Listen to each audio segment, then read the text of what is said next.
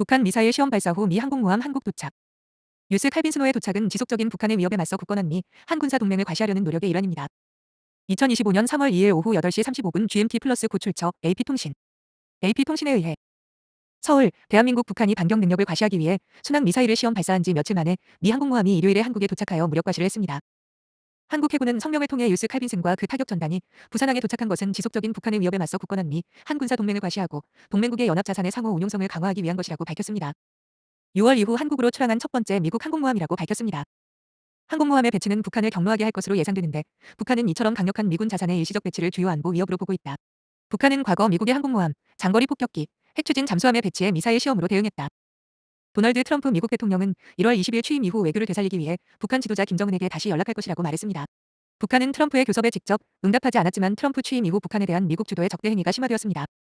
북한은 금요일에 지난주 초에 적에게 군대의 반경 능력과 핵 작전의 준비 상태를 알리기 위해 전략 순항 미사일을 시험 발사했다고 밝혔습니다. 올해 북한의 네 번째 미사일 시험 행사인 발사를 지켜본 후 김 씨는 군대가 핵무기를 사용할 준비가 완벽해야 한다고 말했습니다. 전문가들은 김정은이 무기와 군대를 제공하는 우크라이나에 대한 러시아의 전쟁 지원에 집중하고 있기 때문에 트럼프의 제안을 곧 수락하지 않을 것이라고 말합니다. 그들은 김정은이 러시아와의 현재 호황인 협력을 유지할 수 없다고 생각할 때 트럼프와 외교를 재개하는 것을 고려할 수 있다고 말합니다.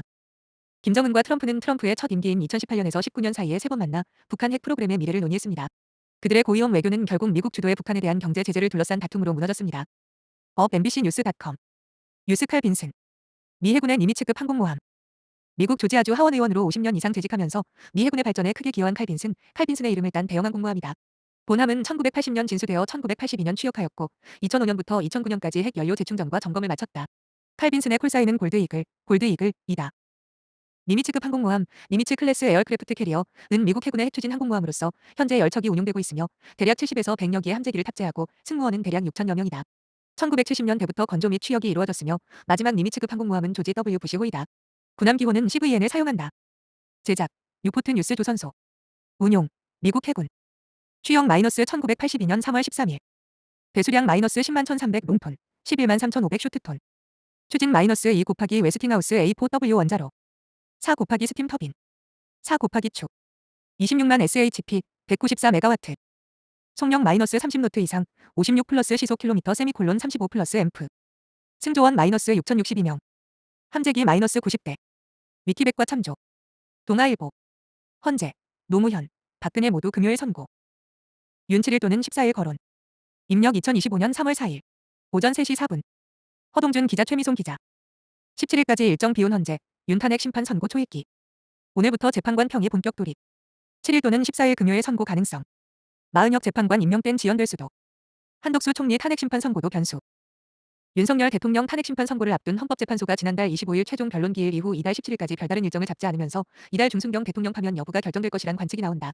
재판관들은 3일 절 연휴 기간 각자 쟁점을 정리한 뒤 4일부터 본격적인 평의에 돌입할 예정이다. 법조계에선 노무현 박근혜 전 대통령의 사례를 감안하면 윤 대통령 탄핵 심판 선고는 금요일인 이달 7일 또는 14일에 내려질 가능성이 있다는 전망도 제기된다. 3일 법조계 등에 따르면 헌재는 윤 대통령 탄핵 심판 변론 기일을 마무리한 뒤 매일 재판관 평의를 이어왔다. 헌재는 연휴 기간 문영배 헌재소장 권한대행 등 재판관 8인이 각자 기록을 검토하고 쟁점 사항 등을 정리한 것으로 전해졌다. 이후 4일부터 다시 평의를 열고 국회 측과 윤 대통령 측 주장에 대한 의견을 교환할 예정이다. 재판관 각자 쟁점을 정리한 만큼 사실상 이날부터 평의가 본격화되는 셈이다. 평의는 선고기일 전까지 주말을 제외하고 매일 진행될 것으로 보인다. 앞서 노무현 전 대통령은 변론 종결 이후 14일, 박근혜 전 대통령은 11일 만에 탄핵 심판 선고가 이뤄졌다. 이를 감안하면 윤 대통령의 경우에도 변론 종결 이후 약 2주 뒤인 이달 중순경 선고가 이뤄질 거란 전망이 우세하다. 법조계는 두 전직 대통령 모두 금요일에 선고했던 만큼 윤 대통령 탄핵 심판 선고도 금요일인 이달 7일이나 14일에 내려질 가능성이 있다고 보고 있다.